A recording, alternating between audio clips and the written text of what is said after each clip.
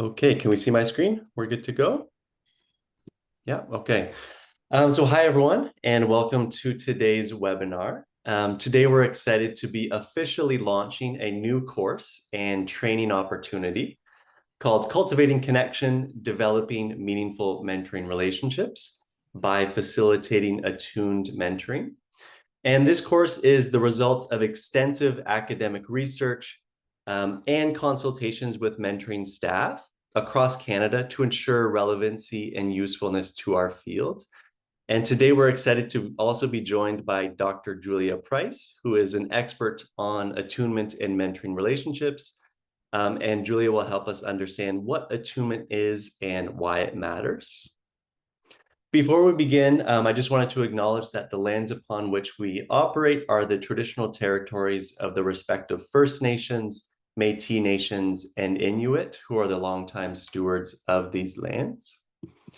And at this point, I'll turn it over to Julia to introduce herself before I introduce myself. Thanks, Ben. Hello, everyone. Welcome. Thank you so much for your interest and presence today. It's great to have so many folks here. My name is Julia Price. I'm a professor in the School of Social Work here at Loyola University Chicago. I'm in my office as we speak. I've been at this work of mentoring research as informed by practice since I started my PhD in 2000, so for a while. And I'm really excited about sharing this resource with you all and hopefully disseminating it across Canada in the spirit of building stronger mentoring relationships. Thanks, Julia. And my name is Ben Dancer, and I work at Mentor Canada as the manager of quality mentoring and capacity building. And in my role, I work with individuals and organizations across the country to create high quality mentoring programs and relationships for young people. In addition to my role at Mentor Canada, I'm also a volunteer mentor myself. And I actually just recently defended my PhD focused on mentoring. So this is a topic that I am extremely interested in and dedicated to. And so I'm excited that we get to explore the concept of attunement today. I also wanted to take some time to give a special thanks and acknowledgement to some of the additional course development team. Of course, Dr. Linda Gilkerson, who is also an expert on attunement. And then internally at Mentor Canada, we also had support from Michelle and Vero, who really helped us bring this concept of attunement and this course to the next level. And then last but not least, we wanted to express our special thanks to the mentoring practitioners who helped us advance this course. Each of these practitioners helped us create and refine this course to ensure it was relevant to people working directly with and mentoring young people across Canada. A quick introduction to Mentor Canada. If this is your first time at one of our webinars, our mission and vision is to accelerate and scale world-class mentoring in Canada. If you'd like to learn more about our organization, you can scan the QR code or visit mentorcanada.ca. So we have 3 items on our agenda today. We're going to talk a little bit about this concept of attunement, what it is and why it matters. We'll then give an overview of the course, and then we'll open it up to some Q&A with the audience. So at this point, I'll turn it over to Julia to talk about attunement. Okay, great. So as Ben mentioned, Linda Gilkerson, who's a close colleague of mine, did some work on attunement before I did, even without my knowledge, where she was looking at essentially relationships between home visitors who would go out to the homes of new moms, often in disinvested communities, and support them as they navigated relationships with new babies, some of whom maybe were colicky or had some other challenges. As she was launching that work and the original FAN model, which you'll be learning more about, I was doing some work at the same time, observing mentoring relationships in school settings in Chicago as part of my dissertation. And this work involved watching these relationships unfold in real time, as well as collecting both quantitative and qualitative data from participants, both mentors and young people, to understand how these relationships were going, what was going well, what wasn't, and also how that might impact youth outcomes. I did this work, collected this data over a 2-year period. And from watching these supportive adults, both mentors and staff in school-based settings, this construct of attunement emerged. And the way we officially kind of define it in the youth mentoring literature is it's the capacity for these supportive adults to support the young person's needs by reading their verbal and nonverbal cues and using a set of skills to meet them where they are. And what we found in this original research is that those adults that could do that well were connected to young people who were reporting that their relationships were closer and stronger. And we were also seeing some positive outcomes among those young people in terms of school outcomes and some of the other things we're hoping to see with mentoring and supportive adult relationships in general.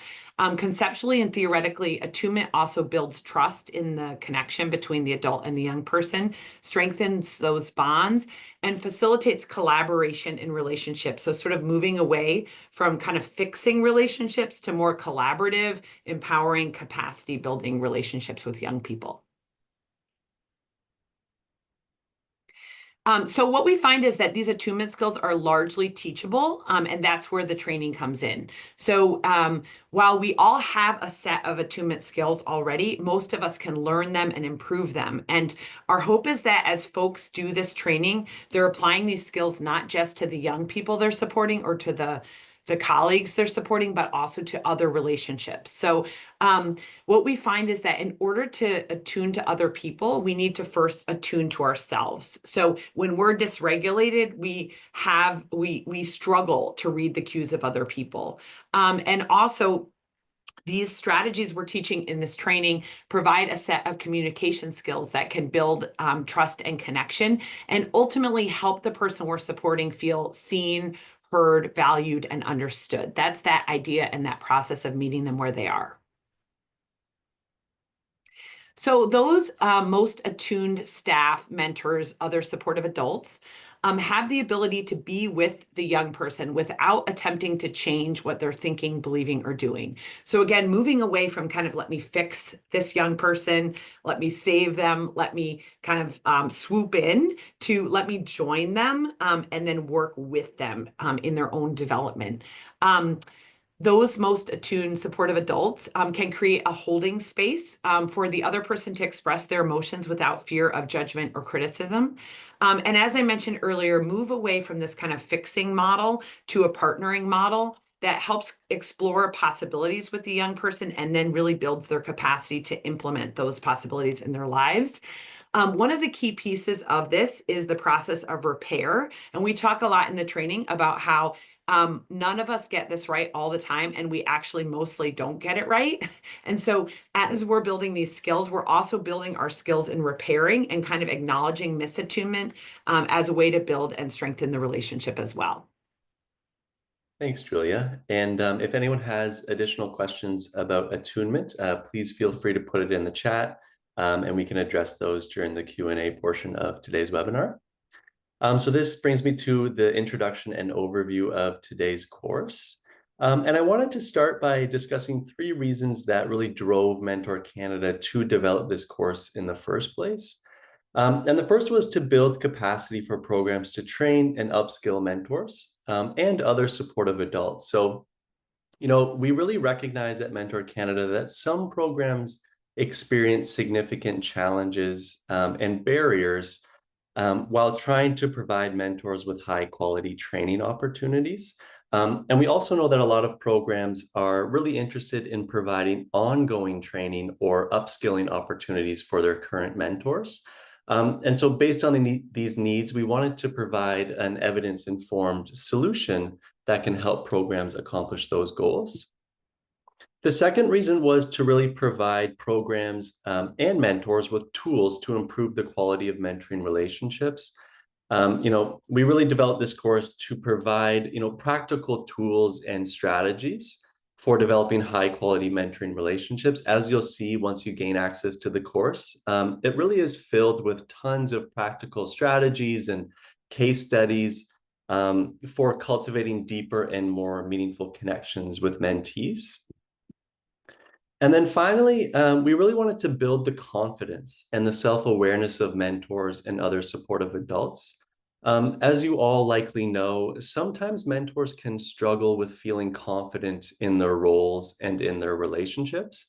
And since we know from research that more confident mentors are better able to manage challenges in their relationships and kind of weather those storms, and more likely to develop closer connections with mentees, we wanted to develop this course to help build the confidence of mentors and role models and supportive adults across Canada. So this brings me to kind of an overview of the course. As we've mentioned, it was really co-developed with leading experts such as Julia and her colleague Linda. And this expert-led development really supports our commitment to providing evidence-informed training opportunities and learning opportunities to improve access and quality of mentoring relationships in our country. We also worked closely with mentoring practitioners and staff from across the country to really ensure that this course was, relevant and useful to people doing this meaningful work, on the ground with youth in their everyday lives. And then finally, we also integrated lots of videos, interactive activities, and real-world case studies, again, from both mentors and staff. And as I've mentioned a few times now, we did this to really ensure that this course is practical and provides real-world examples of how we can actually practice attunement in mentoring relationships kind of in the real world. The course itself, it consists of 10 brief self-paced lessons. So they're each about 15 to 20 minutes. And, it's important to note that you don't have to complete all of the lessons in one go. You can start, stop, and come back to it and revisit it at another time.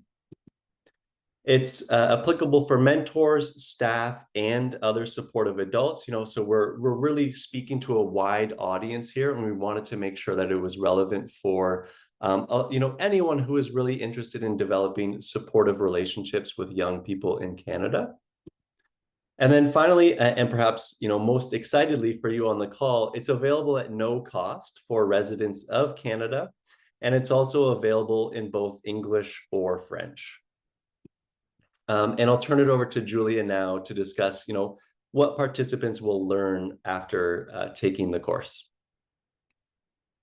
So this course, as Ben mentioned, is broad in terms of trying to teach us this process of attunement. So what we see is that mentors and other supportive adults, as they engage in this training and practice attunement, grow their skills in self-awareness, and also their own self-regulation skills, right? Like if a mentor is coming to a young person's house and, I hope you can't hear the siren here, but and they are distressed or like frustrated by something that happened at work, and they don't take a moment to regulate themselves, they're less likely than when the young person comes to the door to actually be able to read the cues of the young person and get a sense of how the young person wants to spend the day that day, right? They're more inclined to kind of move with their own agenda. The course focuses on how supportive adults can meet the young person where they are in their feelings, through various skills like holding, exploring, and validating those feelings instead of trying to change those feelings. Moving from sadness to some positive approach to the activity with before the young person's actually ready. There's a process of goal setting and problem solving in a strength-based and collaborative manner. So really trying to connect with the young person about what matters to them, and then moving in that direction with the expertise of that supportive adult as part of that process. And then we really tried in the training to meaningfully integrate and consolidate the learning. So there's chances throughout the training to kind of take a minute and make sense of what we've learned, and integrate it into our own practice. And then that self-awareness piece also involves, as I mentioned earlier, like getting more aware of when I'm off, when I'm pushing my agenda, when I'm not connecting with the young person, and the patterns in my life of disconnection. And then trying to build some skills around that awareness so that we can pause in those moments, and try to repair those relationships as we build trust with them. Thanks, Julia. And over to you again to talk about the research opportunities attached to the course. Great. So this is a really exciting opportunity for us. Thanks so much to Mentor Canada for their support. We are thrilled to have access to your agencies and the wonderful work you're doing, and try to support the adults that are doing such great work with young people in your communities. It's really important that we learn from this process. There is a strong and building evidence around the attunement construct, and having access to your supportive adults as they do this training, around the skills that they're developing, around their experience of the training, what they liked and didn't like about it, will also help us continue to improve this work. So embedded in the course is an opportunity for participants to complete a brief survey about their skills and experiences. Participation is optional, but strongly encouraged. And then there's a follow-up opportunity for them subsequent to the training to complete that survey again. And for those who are really invested in learning more about attunement, there's a chance for them to work directly with me to do some more continuing education opportunities. So if you could, as you message this, it is a no-cost opportunity, and we're thrilled by that. And also, we are hoping folks will say yes to that knowledge development. We've intentionally tried to make those surveys as brief and accessible as possible, so that we can learn from your people as they implement these trainings and build their relationships in Canada. Wonderful. Thanks, Julia. So we just wanted to end with some testimonials from people who gained early access to the courses, just to show you the value that other people are seeing in the course. So the first was, all the content was presented in a way that showed me how to use it in the real world, and the impact on my work will be immediate. So just highlighting again, as I've reiterated a lot here, this course is very practical, very focused on how you can actually use these skills and these ideas in mentoring relationships in the real world.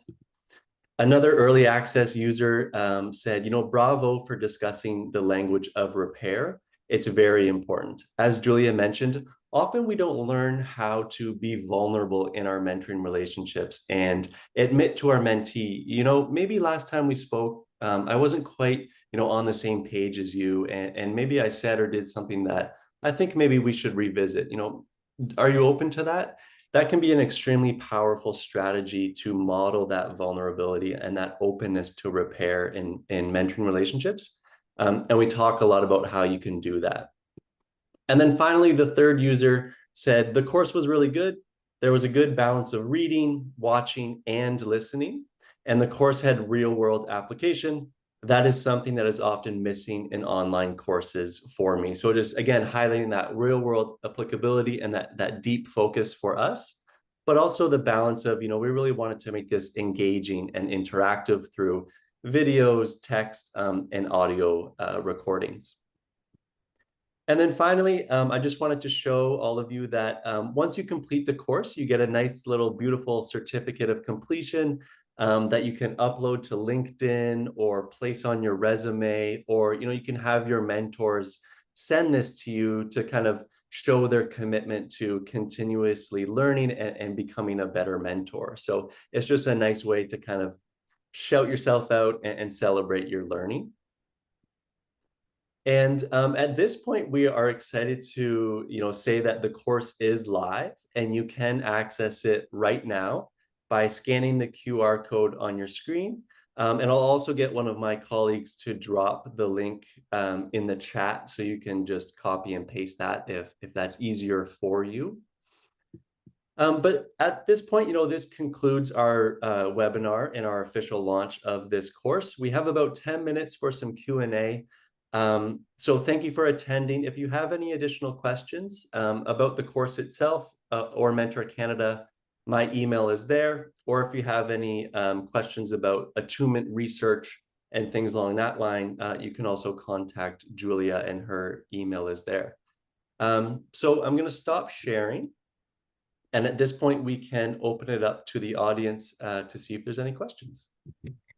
Thanks, Ben and Julia. Thank you for launching this. I think the excitement and enthusiasm is palpable, and I can't emphasize enough how good this course is. So hoping that everybody here will be interested and keen to take a look. We have 2 questions so far. The first question is, you mentioned this course is available for residents of Canada. We have mentors in our program at Queen's University who are international students. Can they access this course? I'll answer that one because yes.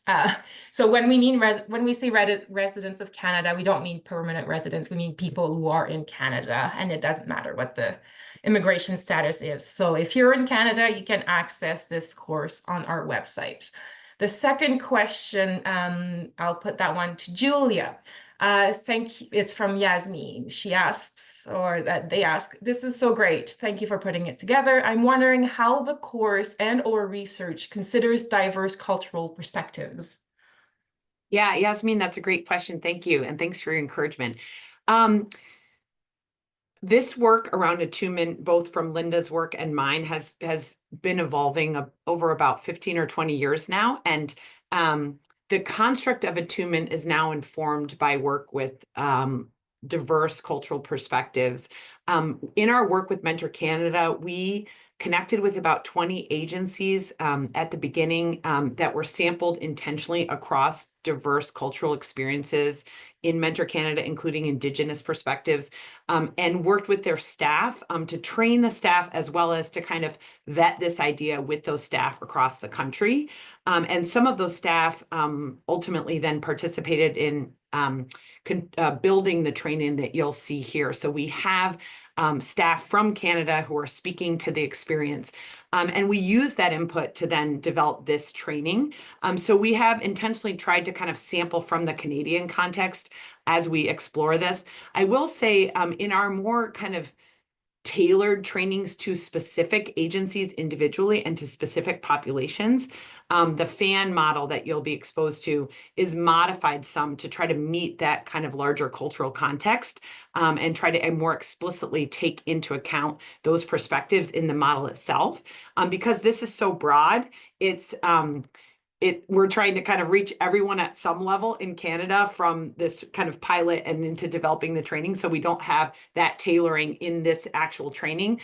But one of the key ideas in the attunement process is to read the cues of other people. And one of the things we talk about in the training is that as we get to know our young people better, we get to know kind of what their cues mean to them in their specific experience.